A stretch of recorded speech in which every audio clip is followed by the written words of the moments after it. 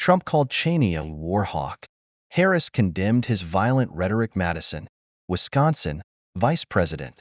Harris said on Friday that violent language and insults that former President Donald Trump used about former GOP Representative Liz Cheney should disqualify him from holding the highest office in the country again.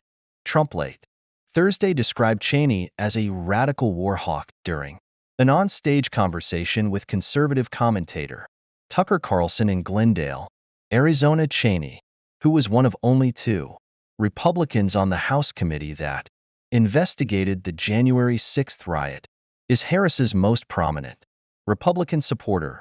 Let's put her with a rifle standing there with 9 barrels shooting at her, Trump said to Carlson. Let's see how she feels about it, you know?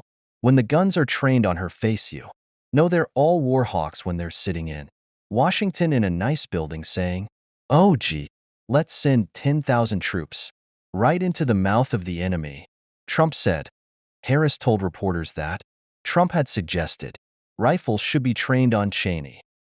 "This must be disqualifying," she said, describing Cheney as tough and courageous for taking a stand against Trump.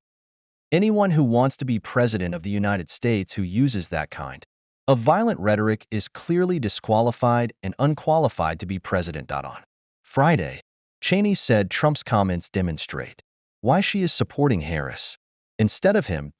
Trump's campaign says the outrage over his comment is a hoax.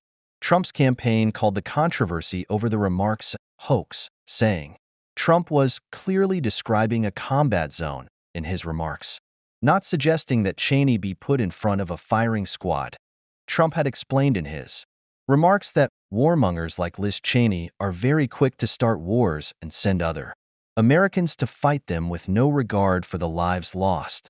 His campaign said Trump has frequently talked about revenge and grievances on the campaign trail, describing domestic opponents as the enemy from within and suggesting that the military could step in to handle disruptions from his political opponents. He has previously said that Cheney was guilty of treason and should be put in jail. Trump campaigned in Dearborn, Michigan, on Friday, a city with a large Arab American population. He reminded supporters that Cheney's father, former Vice President Dick Cheney, had sent Americans to wars in Afghanistan and Iraq. They want to get the Arab American vote. They want to get the Muslim votes.